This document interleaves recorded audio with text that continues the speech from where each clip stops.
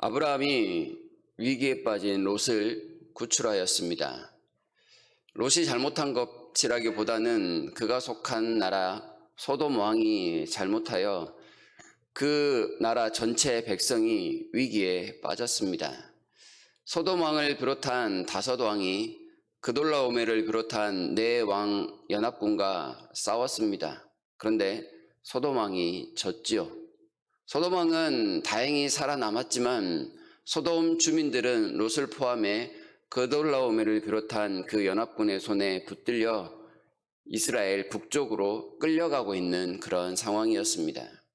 그런 상황 속에서 아브라함이 자신과 함께 했던 318명의 사람들을 데리고 급습하여 그 연합군을 쳤습니다. 물리쳤고 또한 롯과 그와 함께한 모든 사람들을 다 안전하게 구출할 수 있었습니다. 아브라함은 그 구출한 사람들을 데리고 곧장 그들의 고향으로 데려가지 않고 예루살렘으로 향하고 있습니다. 왜 아브라함이 예루살렘을 향하였는지 정확한 이유를 밝히지는 않지만 본문이 말하는 오늘 읽었던 본문을 생각을 하면 그는 아마도 예루살렘에서 이 멜기세덱을 뵙기 위하여 그쪽으로 간 것이다. 이렇게 이야기할 수 있습니다. 예루살렘에 도착하였을 때 아브라함과 그와 함께한 사람들을 영접하러 나온 사람이 있었습니다. 그는 살렘 왕 멜기세덱이라는 사람입니다. 그가 누구인지 정확하게 알려져 있지는 않습니다. 그러나 그는 승리하고 돌아오는 아브라함을 영접하기에 나온 사람이었습니다. 그리고 또 한 사람이 아브라함을 기다리고 있었습니다. 그는 소돔 왕 베라였습니다. 이 멜기세덱과 소돔 왕의 행위들을 보면서 과연 하나님 앞에 복받은 사람의 모습이 어떠해야 하는가를 본문에서 이야기한다 할 수 있는데요. 복받은 사람들이라면 이러이러하게 행동해야 마땅합니다. 라는 것을 오늘 살펴보고자 합니다. 멜기세덱은 지극히 높으신 하나님의 제사장이라고 18절에서 소개가 되고 있습니다. 그는 승리하고 돌아오는 아브라함을 영접하기에 나올 때 빈손으로 나오지 않았습니다. 많은 떡과 포도주를 가지고 나왔습니다. 아마 그 떡과 포도주는 지친 사람들을 먹이기 위한 그런 양식이었을 것입니다. 다시 말해서 이 멜기세덱, 이 사람은 곤고한 사람들에게 가장 필요한 것이 무엇인지를 아는 사람입니다. 물론 아브라함에게 선물을 주어서 그의 마음을 즐겁게 하려는 의도도 있었을 것입니다. 그러나 멜기세덱은 그에게 또 다른 호칭, 제사장뿐만 아니라 왕이라는 호칭이 사용이 됩니다. 그 당시에 왕들은 누군가를 영접할 때 많은 선물을 가지고 영접하는 사람이 아닙니다. 자신의 백성도 아닌 사람들을 향해서 많은 떡과 포도주를 준비할 수 있는 그런 마음의 여유가 있는 사람들이 아니었다는 뜻입니다. 오히려 그 당시의 왕들은 자신의 백성을 도구로 취급하면서 자신의 유익을 위해서만 살아가던 그런 사람들입니다. 백성들의 소유물을 빼앗기를 서슴지 않고 그들의 생명을 이용하여 자신의 부귀영화를 누리기에 바빴던 그런 사람에 가까웠습니다.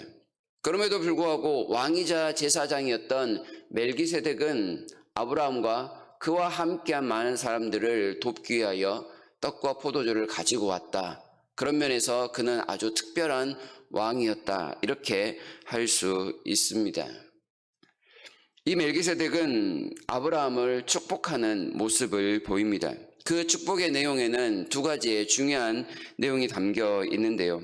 첫 번째는 19절에서 표현하고 있는 것처럼 여러분이 아브라함이 받을 복, 그 복을 주시는 분은 바로 천지의 주제, 곧 천지를 만드신 창조주 하나님이라는 사실을 19절에서 밝힙니다.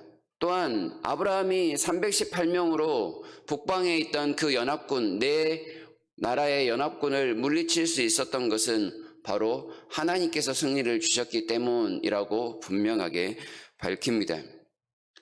멜기세덱이 아브라함을 축복하면서 천지의 주제이신 하나님을 이야기하는 것은 아브라함이 받을 복은 바로 이 세상을 만드신 하나님께로부터 온다는 사실을 분명하게 나타냅니다. 이 세상을 만드신 하나님 외에는, 천지의 주인이신 하나님 외에는 아브라함을 복줄 사람이 없고, 복을 구할 때 하나님이 아닌 다른 존재에게 가는 것은, 그것은 옳지 못함을 나타냅니다. 복을 스스로 구하거나 스스로 만들어내는 이런 모습들은 다 악한 우상을 숭배하는 것과 같음을 지금 이야기한다 할 수 있습니다. 복을 받은 사람에게 있어서 그 복이 누구에게 오느냐? 이 천지를 만드신 오직 한 분이신 하나님 외에는 없습니다. 그러니 그 하나님의 이름으로만 복을 받고 그 하나님의 이름으로만 복되게 살아가는 것이 마땅합니다라고 우리에게 가르쳐 줍니다. 또한 318명으로 승리할 수 있었던 이유가 무엇이냐? 그것은 이 천지의 주인이신 하나님께서 아브라함에게 승리를 주셨기 때문이라고 아주 분명하게 밝힙니다. 아브라함이 똑똑해서 용감해서 기습작전을 잘 수행해서가 아니라, 마치 기드온의 300용사들이 십수만의 군대를 물리칠 수 있었던 것처럼 하나님께서 원수의 생명을 아브라함에게 주시지 않았다면 이길 수 없는 전쟁이었다는 것을 가르쳐 줍니다. 여호와께서 당신의 백성을 위해서 먼저 나가 싸우셨다라는 의미입니다. 하나님만큼 싸움에 능한 전사가 없음을 우리에게 분명히 가르쳐 줍니다. 그리하여 이 전쟁을 통해 영광을 받으실 이는 하나님밖에 없습니다. 분명하게 나타냅니다. 이러한 축복을 받았던 아브라함이 그 복된 모습을 통하여 또한 다시금 하나님 앞에 복을 올려드리는 모습을 이어서 나타내어 줍니다. 그 축복을 통해 하나님을 찬송하였다라고 하는데요. 이 찬송이 무엇이냐면, 내가 하나님의 이름으로 이러한 복들을 받았습니다라고 아브라함이 자신의 입술로 고백하는 내용입니다. 복을 받은 사람들은 자신이 누구에게 어떤 복을 받았는지를 분명히 알고 하나님 앞에 나와 한 번 더 이야기하는 모습을 나타내야 하는 것입니다. 자신의 입술을 통해서.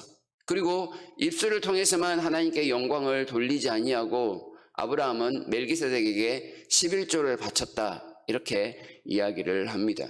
그분의 권위를 인정하고 자신을 축복하는 사람을 높여주는 행위입니다. 그리고 이것은 결국 나에게 복을 주신 하나님을 향한 경배의 행위로 나타나는 것이지요.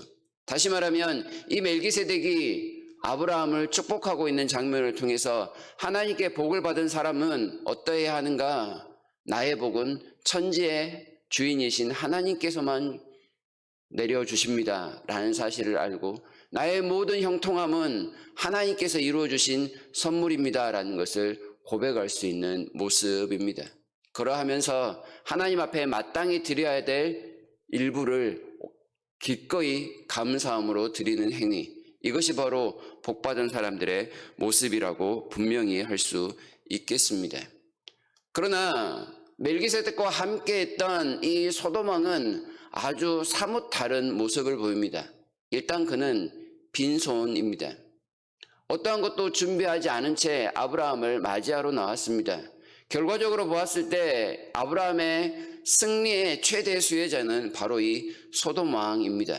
자신이 잃어버린 모든 것들을 아브라함을 통해서 되찾았기 때문입니다. 그러나 이 소돔 왕은 전쟁에서 패한 왕입니다. 그 당시에 전쟁에서 패했다는 것은 자신의 소유권을 전혀 주장할 수 없다는 뜻입니다. 자신이 가지고 있는 것을 다른 사람이 가져가도 되돌려 달라고 말할 수 없습니다. 오히려 전쟁에서 졌기에 그는 승리한 아브라함 앞에 꿇어 엎드려 자신의 생명을 구해야 하는 그런 처지에 가까웠습니다. 그럼에도 불구하고 소돔 왕은 아브라함 앞에 너무나도 불선한 모습을 보입니다. 21절에 보게 되면 아브라함에게 사람은 내게 보내고 물품은 내가 가지라. 마치 아주 사람을 선대하고 사람을 중요하게 여기는 그런 모습처럼 보입니다. 그러나 어떠한 소유권도, 이렇게 말할 수 있는 어떠한 권위도 그에게는 없다는 사실을 우리가 한번 짚고 넘어가야 합니다. 이 사실을 알았든지 그의 마음속에 어떤 의도가 있는지를 알았는지 아브라함이 이런지하에 이 소돔 왕의 요구를 거절합니다. 22절에서 방금 그가 축복받은 그 내용을 바탕으로 천지의 주제이시요 지극히 높으신 하나님 여호와의 이름을 가지고 맹세를 합니다.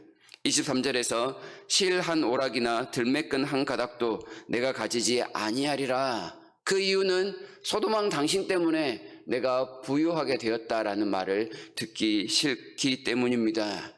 소돔에 속한 실 한 가닥, 신발끈 한 가닥도 필요 없는 것은 나의 복은 천지의 주인이신 하나님이 주시기 때문입니다.